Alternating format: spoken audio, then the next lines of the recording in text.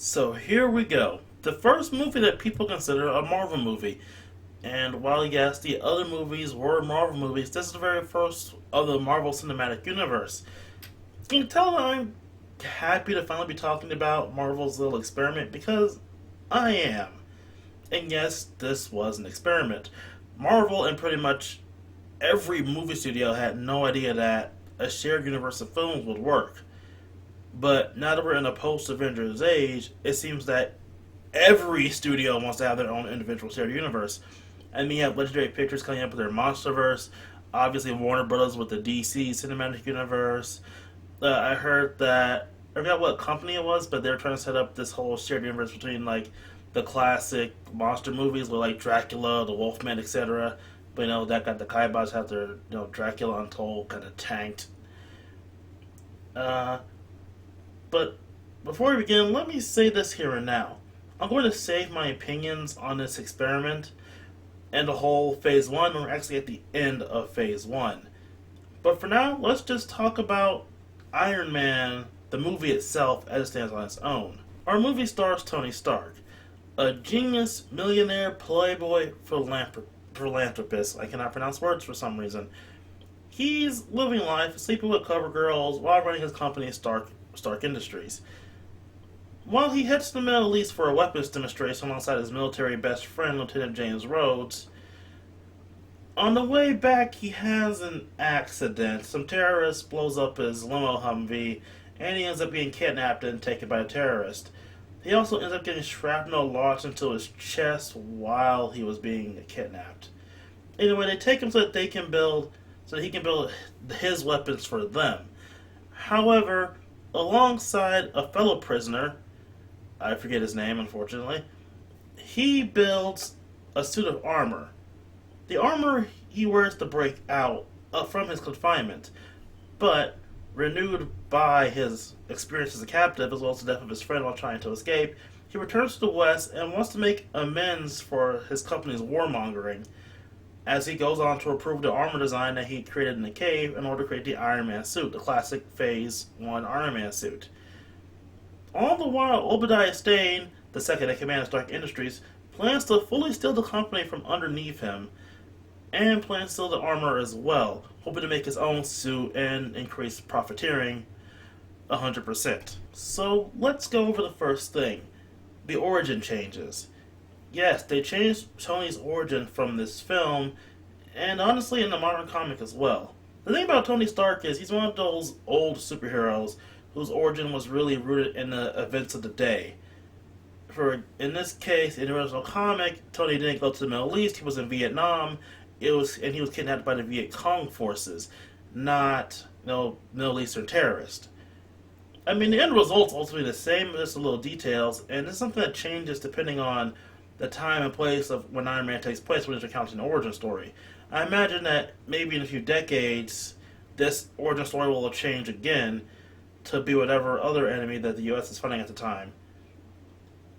It's just one of those weird things about comic book continuity that has to be updated every few decades. Sort of like when they retold Spider-Man's origins and they added in smartphones and whatnot into it, or when they redo the Flash's origin again for the upteenth time, how they add the particle accelerator stuff in the actual TV show The Flash, instead of it just being the chemicals that got sprayed on him. Aside from that, it's honestly pretty true to the comics. Tony Stark goes to the Middle East, well, in this case the Middle East, gets kidnapped, shrapnel in chest, arc reactor in chest to keep himself alive, powers the suit, makes the suit. There's only one major difference. Obadiah Stane, well, two major differences, but we'll get to that when we talk about the ending itself. This is actually something that pretty much every Iron Man movie does. They basically changed the main villain from their comic book counterpart to fit more into the film universe. You see this later on, the most prevalent example being in Iron Man 3 with the Mandarin, although the short movie Hail to the King kind of changes that a bit and fits more in line with traditional Iron Man, but we'll be getting to that when we get to Iron Man 3. But anyway, in this case, Obadiah Stane was not one of the heads of Stark Industries. He was managing his own company, Stane Industries.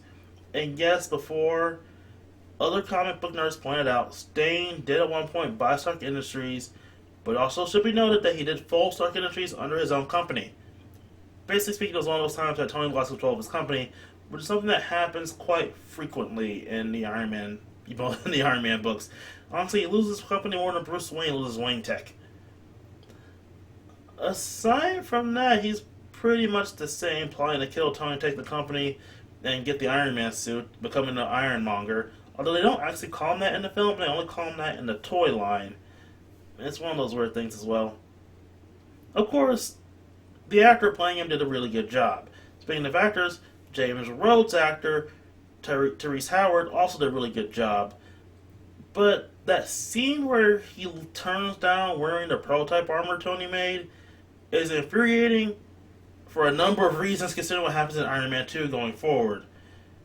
It's just kind of infuriating when you get to see two Iron Men fighting against the Ironmonger, but again, it's further infuriating considering the change in actors that they do later. There's Gwyneth Paltrow, Pepper Potts, another great actor, who does incredibly well with the job. Now, thinking upon it, I do think their sudden turn from a work relationship to a sudden romance is a bit of a sudden one, but I'm going to be honest, I do like the look at an adult relationship that they have in the series. It's not the typical relationship shit that we see in pretty much every romantic comedy. These two get together and try to stay together throughout the course of the movies, and it's interesting to see where it goes from there. And the most obvious sentence ever uttered across the world on the internet, Robert Downey Jr. was the perfect person to play Tony Stark. I say person, I meant person. Honestly, by this point, Robert Downey Jr. as Iron Man is so iconic that I'm not sure that comic book writers aren't currently writing Robert Downey Jr. as Iron Man instead of Tony Stark as Iron Man. I can't confirm this because I don't have access to old Iron Man comics, but either Robert Downey Jr. is so perfect for the role that he just blended into it so well, or the writers liked his portrayal of Tony Stark so much that they changed the comic book character. I have no idea which one is true, but it's so awesome. Now, one other thing they changed, which is a really good change in my opinion, is Tony Stark's identity. What I mean by that is, in the comics, for a while now, Iron Man kept the fact he was Tony Stark a big secret by pretending he was Tony Stark's bodyguard. Now, this was changed much later as he outed himself publicly, but I do love the fact that at the very end of the movie, he basically just says, I am Iron Man, right then and there to end any of this whole obscurity business. There's also a pretty cool cameo with the guy who's pretty much trying to steal the Iron Man suit in this movie, but we'll be getting to that one come Captain America 2. Now let's talk about this post-credit scene. This scene is iconic. It is the iconic Marvel post-credit scene. And while other scenes may be better in terms of overall plot structure, plot importance, and all that stuff, this scene in itself is so simple, so fast, and so easy, it just instantly plants a seed of hype inside the viewer. And that's what this needed. That's what the cinematic needed for its first big push.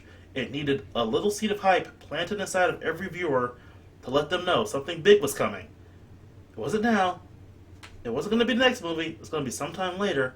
And you just had to sit back and wait as that little seed sprouted into a gigantic tree.